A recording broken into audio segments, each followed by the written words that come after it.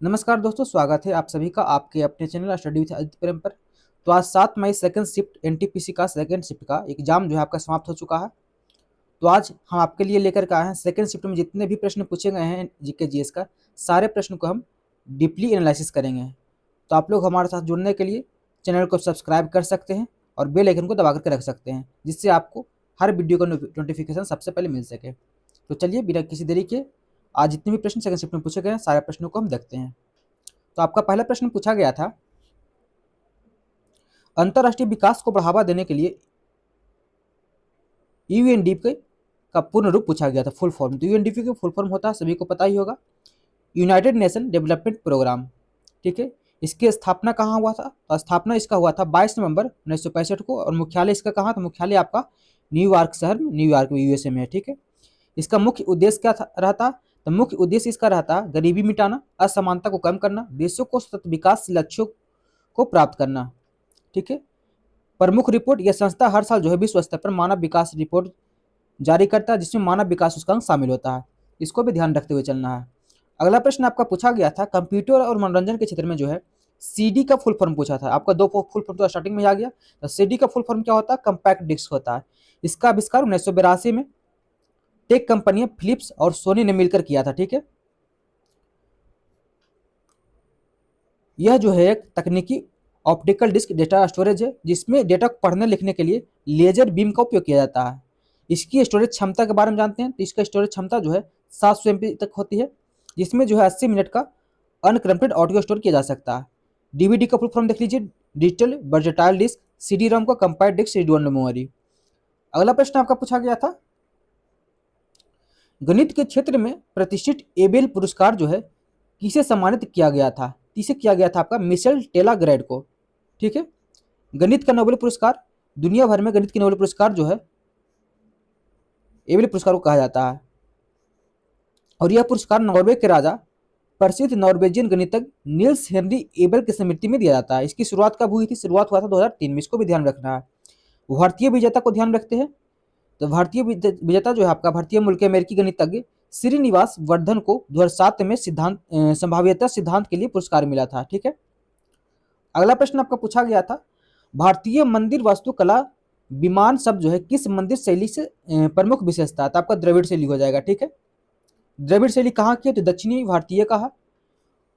इसमें जो है आपका मंदिरों के गर्भगृह के ठीक ऊपर जो है पिरामिडनुमा बहुमंजिला संरचना बना होता है, इसको जो है विमान कहते हैं। ठीक है, और देख लेते हैं और क्या इसमें, गोपुरम। तो गोपुरम किसको कहते हैं? गोपुरम जो है द्रविड़ शैली की एक और सबसे बड़ी विशेषता इसमें क्या है?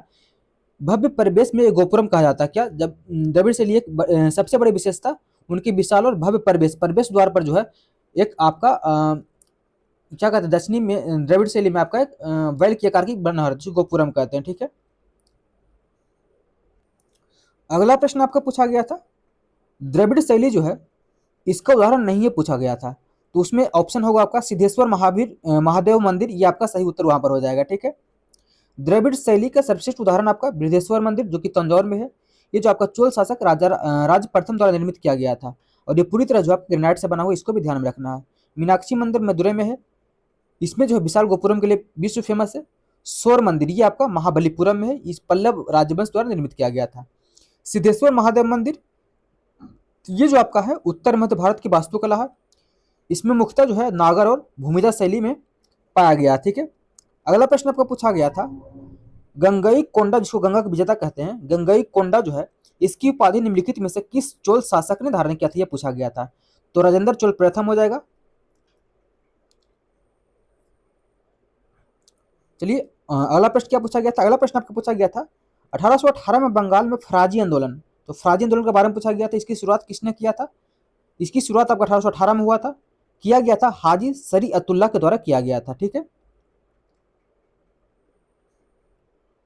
आंदोलन का मुख्य उद्देश्य क्या था? तो पूर्वी बंगाल में शुरू हुई इस आंदोलन का प्राथमिक उद्देश्य इस्लाम को सुधार करना, मुसलमानों के उनके बुनियादी धार्मिक कर्तव्यों को पालन करने के लिए प्रेरित करना। ठीक है,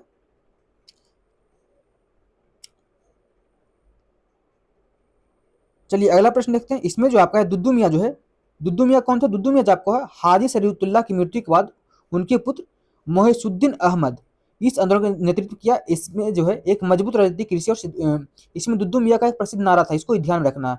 तो प्रसिद्ध नारा क्या था? समस्त भूमि अल्लाह की है। क्या? समस्त भूमि अल्लाह की है। ये नारा किसने दिया था? दुद्दू मियाँ ने दिया था। ये आपको बहुत इंपॉर्टेंट पॉइंट हो जाएगा, ठीक है। इसको VVI कर लीजिए, या एग्जाम में पूछ सकता है आने वाले एग्जाम में। अगला प्रश्न आपका पूछा गया था प्रसिद्ध गीता रहस्य। तो गीता रहस्य के लेखक पूछा गया था बाल गंगाधर तिलक हो जाएंगे, ठीक है। प्रसिद्ध नारा बाल गंगाधर तिलक का स्वराज मेरा जन्मसिद्ध अधिकार है, इसे मैं लेकर रहूंगा, ये इनका फेमस नारा दिया गया था। इनके पत्रिका के बारे में देख लेते हैं। तो मराठी भाषा में केसरी लिखा गया था और अंग्रेजी भाषा में मराठा लिखा गया था। इसमें बहुत कंफ्यूज करते हैं, मराठी भाषा में केसरी लिखा गया था लेकिन अंग्रेजी भाषा में मराठा को लिखा गया था। ये जो है बाल गंगाधर तिलक के द्वारा शुरू किया गया था। और महाराष्ट्र में राष्ट्रपति भावना जगाने के लिए तिलक ने गणपति उत्सव 1893 में और शिवाजी उत्सव 1985 में शुरुआत किया थी। इसको भी ध्यान रखना, क्या रखना? गणपति उत्सव 1893 में और शिवाजी उत्सव 1895 में शुरू किया गया था। किसके द्वारा? बाल गंगाधर तिलक के द्वारा। अगला प्रश्न आपको पूछा गया था अक्टूबर 1928 में लाहौर में साइमन कमीशन के खिलाफ शांतिपूर्ण विरोध प्रदर्शन के दौरान जो हुई लाठीचार्ज में किस भारतीय स्वतंत्र सेनानी गंभीर रूप से चोटिल आई, जिनके बाद जो उनकी मृत्यु हो गई? तो किनको? तो लाला लाजपत राय, ठीक है। विरोध का कारण क्या था? 1927 में साइमन कमीशन बना था।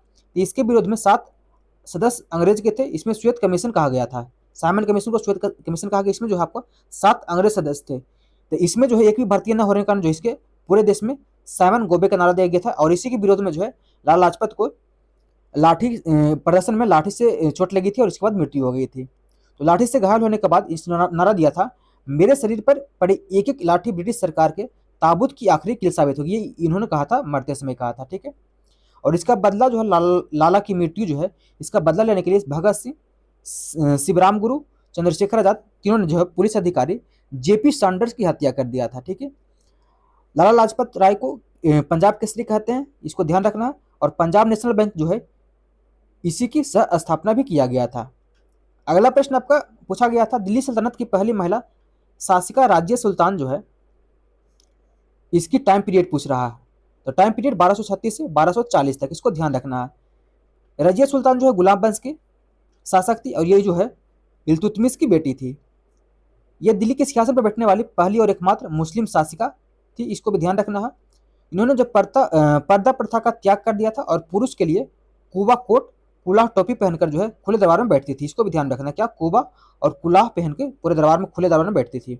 इसकी मृत्यु 1240 ईस्वी में कैथल के पास डाकू विद्रोह सरदारों द्वारा इनकी हत्या कर दिया गया था। कहाँ? तो हरियाणा में। अगला प्रश्न आपका पूछा गया था निम्नलिखित में से कौन सा वृक्ष जो है उष्ण कटिबंधीय पर्णपाती वन का प्रमुख उदाहरण है? तो कौन हो जाएगा आपका? सागौन ऑप्शन में दिया गया होगा। सागौन आपका यहाँ पर राइट आंसर हो जाएगा। पर्णपाती वन, इसमें जो है इसे जो है मानसूनी वन भी कहा जाता है और ये भारत के सबसे बड़े क्षेत्र में फैले हुए हैं। प्रमुख पेड़ सागौन हो जाएगा, साल, शीशम, चंदन, आंवला, महुआ, ये इनके प्रमुख उदाहरण है।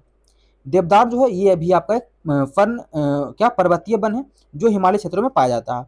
महोगनी जो है ये एक उष्णकटिबंधीय सदाबहार वन है। इसका जहाँ जो है बहुत अधिक बारिश होती है। सुंदरी जो है ये आपका एक मैंग्रोव वन है जो कि पश्चिम बंगाल के सुंदरबन डेल्टा में पाया जाता है। सभी को ध्यान रखते हुए चलना है, यहाँ से प्रश्न आपके पूछ सकते हैं। अगला प्रश्न पूछा गया था भारतीय संविधान के DPSP की प्रकृति कैसी है? तो DPSP की प्रकृति जो है गैर न्यायोचित है, यानी कि अदालत द्वारा नहीं लागू किया जा सकता, नॉन जस्टिसेबल हो जाएगा, ठीक है। इसको ध्यान में रखना है। DPSP कहाँ से लिया गया है? तो आयरलैंड के संविधान से लिया गया है। इस आर्टिकल कितना से कितना आर्टिकल तक है? तो 36 से 51 आर्टिकल तक DPSP है। भाग पूछेगा, भाग 4 हो जाएगा। सभी को ध्यान रखना है। इसका मुख्य उद्देश्य क्या है? तो मुख्य उद्देश्य कल्याणकारी राज्य की स्थापना करना इसका मुख्य उद्देश्य है। अगला प्रश्न पूछा गया था निम्नलिखित में से कौन सा सॉफ्टवेयर जो है मुख्य रूप से टेक्स्ट आधारित दस्तावेज बनाने और संपादित करने के लिए उपयोग किया जाता है? तो MS वर्ड हो जाएगा, ठीक है। MS वर्ड जो है ये एक वर्ड प्रोसेसिंग सॉफ्टवेयर है। इसका उपयोग टाइपिंग, एडिटिंग, फॉर्मेटिंग, दस्तावेज को प्रिंट करने के लिए किया जाता है। MS एक्सेल ये एक स्प्रेडशीट प्रोग्राम है और इसका उपयोग जो है डेटा एंट्री, फॉर्मूला लगाना और गणितज्ञ गणनाओं के लिए होता है। MS पावर पॉइंट इसका उपयोग जो है स्लाइड शो प्रेजेंटेशन बनाने के लिए किया जाता है। MS एक्सेस ये एक आपका डेटाबेस मैनेजमेंट सिस्टम है। इसका उपयोग जो है बड़े डेटाबेस को स्टोर और मैनेज करने के लिए किया जाता है। सभी को ध्यान रखना है। अगला प्रश्न पूछा गया था आपका भारतीय संविधान का कौन सा आर्टिकल जो है यह प्रावधान करता है कि किसी विदेशी राज्य की नागरिकता स्वेच्छा से प्राप्त करने के लिए भारत के नागरिक नहीं रहेंगे, या भारत की दोहरी नागरिकता का निषेध? तो आपका आर्टिकल 9 में कहा गया है, ठीक है। नागरिकता भाग 2 में दिया गया है। आर्टिकल पूछेगा तो भाग 2 में 5 से 11।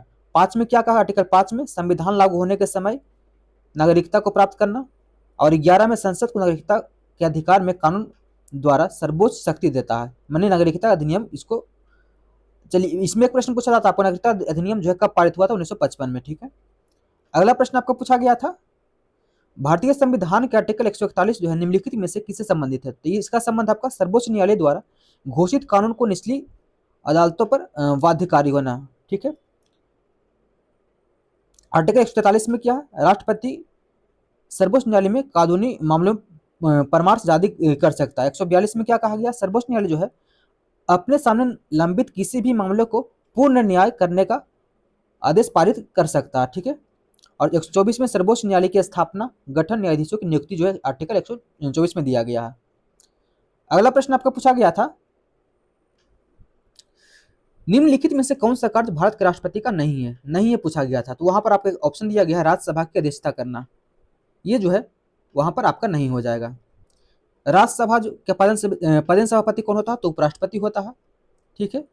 आर्टिकल 64 में दिया गया है। और 89 के अनुसार जो है इसकी राज्यसभा की अध्यक्षता करना राष्ट्रपति का कार्य नहीं है, ठीक है। चलिए, और भी यह एक पॉइंट इसमें और ध्यान रखना है आपको, 360 में जो आपको पता ही होगा वित्तीय आपातकाल दिया गया है। 52 में आपका क्या कहा गया, तो 52 में जो आपका है राष्ट्रीय आपातकाल, 56 में जो आपका है राष्ट्रपति शासन, सभी को ध्यान रखना। आर्टिकल 72 में क्या, क्षमादान देना राष्ट्रपति के द्वारा। राष्ट्रपति देश के प्रथम नागरिक है और तीनों सशस्त्रों का सर्वोच्च कमांडर होता है, सभी को ध्यान में रखना है। अगला प्रश्न पूछा गया था, ग्लोबल समिट वोमेन क्या है, ग्लोबल समिट ऑफ वोमेन 2025 से इसका आयोजन जो है किस शहर में निर्धारित किया गया था, तो बर्लिन जर्मनी हो जाएगा, ठीक है।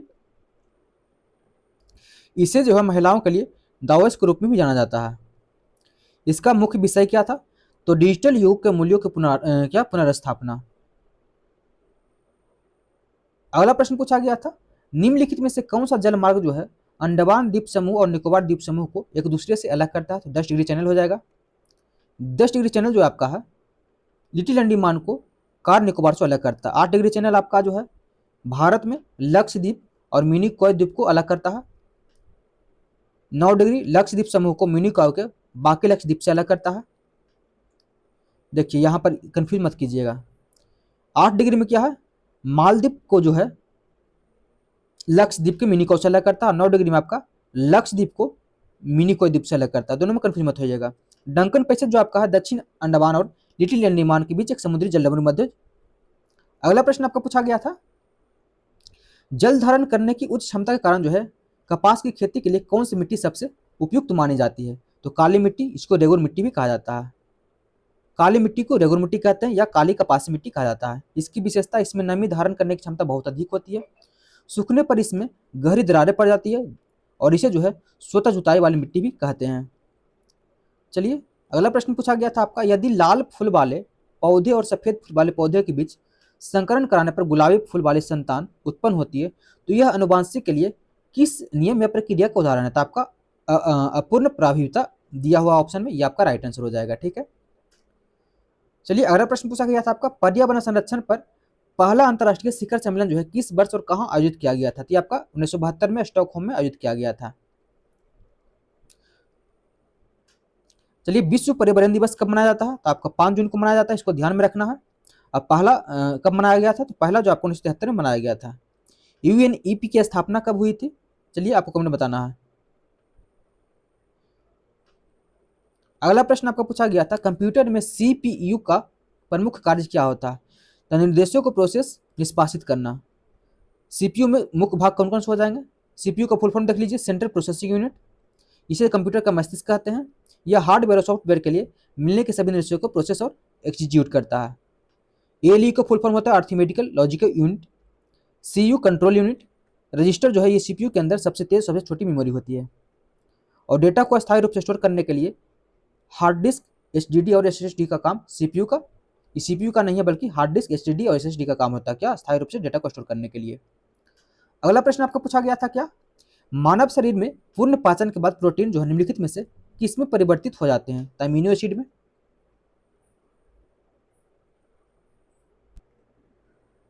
कार्बोहाइड्रेट जो आपका है पचने के बाद ग्लूकोज में बदल जाता है। वसा जो है पचने के बाद फैटी एसिड और ग्लिसरॉल में परिवर्तित हो जाते हैं। अगला प्रश्न आपको पूछा गया था, अंतरराष्ट्रीय इकाई प्रणाली एसआई जो है बल की मानक इकाई पूछा गया, मतलब फोर्स का एसआई इकाई क्या है जो पूछा गया था, तो आपका न्यूटन हो जाएगा, केजी मीटर पर सेकंड स्क्वायर। 1 न्यूटन में 10 पे पावर 5 डायन होते हैं, इसको ध्यान रखना है आपको। जूल कार्य का एसआई मात्रक होता है, पास्कल दाब का मात्रक होता है, वाट जो आपका है शक्ति का एसआई मात्रक होता है। ठीक है, सभी को ध्यान में रखना है। अगला प्रश्न पूछा गया था, महिला स्थिति आयोग का 69वां सत्र जो है इसका आयोजन कहाँ किया गया था, तो ये किया गया था आपका न्यूयॉर्क यूएसए में। ठीक है, चलिए अगला प्रश्न पूछा गया था आपका, नागरिक संशोधन अधिनियम 2019 के तहत जो है किन 3 देशों को प्रताड़ित अल्पसंख्यकों के भारतीय नागरिकता देने का प्रदान किया गया था, आपका पाकिस्तान, बांग्लादेश, अफगानिस्तान। यह प्रश्न आपको पूछा गया है। इस समुदाय में जो है क्या शामिल समुदाय, तो इस कानून में आपका 6 अल्पसंख्यक समुदाय को शामिल किया गया था, हिंदू, सिख, बौद्ध, जैन, पारसी और ईसाई को शामिल किया गया था। इसलिए इसमें जो आपका है मुस्लिम समुदाय को शामिल नहीं किया गया, इसको ध्यान में रखना है। चलिए ठीक है, चलिए अगला प्रश्न देखते हैं हम, भारत में रेल मंत्री की नियुक्ति जो है ये किसके द्वारा किया जाता है, तो ये आपका प्रधानमंत्री की सलाह पर राष्ट्रपति के द्वारा किया जाता है, इसको ध्यान रखना है। अगला प्रश्न पूछा गया था, भारत में लगभग 3/4 जूट उत्पादन अकेले किस राज्य में होता है, तो आपका पश्चिम बंगाल में होता है। ठीक है, भारत जो है दुनिया में जूट में सबसे बड़ा उत्पादक राज्य है और इसके बाद आपका बांग्लादेश का स्थान आता है। ठीक है, लेकिन जूट के निर्यात में बांग्लादेश सबसे आगे है, इसको ध्यान में रखना है। पश्चिम बंगाल के बाद बिहार, उसके बाद असम भारत के प्रमुख जूट उत्पादक राज्यों में से है। केंद्रीय जूट अनुसंधान संस्थान कहाँ है, आपका बैरकपुर पश्चिम बंगाल में है, इसको ध्यान में रखिएगा, आपको आने वाले अगले शिफ्ट में पूछ सकते हैं। अगला प्रश्न पूछा गया था आपका, भारतीय शास्त्रीय संगीत के सबसे प्राचीन और सबसे प्रथम गायन शैली कौन सी मानी जाती है, तो आपका ध्रुपद हो जाएगा। ध्रुपद जो आपका है हिंदुस्तानी शास्त्रीय संगीत के सबसे पुरानी जीवित गायन शैली है, इसका उल्लेख आपका भरत मुनि के नाट्य शास्त्र में मिलता है। ठीक है, स्वर्णकाल तो ध्रुपद गायन का सबसे अधिक विकास 15वीं शताब्दी के ग्वालियर के राजा मानसिंह तोमर के संरक्षण में हुआ था और मुगल सम्राट अकबर के दरबार में नवरत्नों में से एक तानसेन जो हुआ करते थे, उनके गुरु स्वामी हरिदास ध्रुपद गायन के सबसे प्रसिद्ध प्रतिपादक थे, इसको ध्यान में रखना है। ध्रुपद गायन के साथ आमतौर पर जो है ताल देने के लिए फखावज क्या होता है, तो फखावज और वाद्य यंत्र का उपयोग किया जाता है, बाद में इसे ख्याल गायकी के साथ जन्म हुआ था। ठीक है, अगला प्रश्न आपको पूछा गया था, सोसाइटी ऑफ एसोसिएशन एग्जीक्यूट जो है इसको 2025 में आधिकारिक तौर पर कहाँ लॉन्च किया गया था, तो आपका बेंगलुरु में लॉन्च किया गया था, इसको ध्यान में रखना है। दुनिया के सबसे पहले दिव्यांग अंतरिक्ष यात्री उम्मीदवार जो है चुने गए जॉन माइक फॉल जो है किस देश के हैं, तो आपका यूनाइटेड किंगडम या ब्रिटेन के हो जाएंगे। चलिए अगला प्रश्न पूछा गया था आपका, भारत में सामाजिक सुरक्षा प्रणालियों के तहत कवर की गई आबादी का प्रतिशत जो है 2016 में 22% बढ़ाकर कितना हो गया था, तो आपका 55.5% हो गया था, आपका ये राइट आंसर हो जाएगा। तो ये थे आपके 7 मई सेकंड शिफ्ट एनटीपीसी का जितने भी प्रश्न मेरे पास अवेलेबल हो पाए सारे प्रश्नों को हमने यहाँ पर कवर कर लिया है। तो इसी तरह हमारे साथ जुड़े रहने के लिए हमारे चैनल को सब्सक्राइब कर सकते हैं, आपको हर शिफ्ट का कंप्लीट एनालिसिस 100% एक्यूरेट के साथ मिलेगा। ठीक है, तो तब तक के लिए आने वाले शिफ्टों के लिए all the best, take care, धन्यवाद।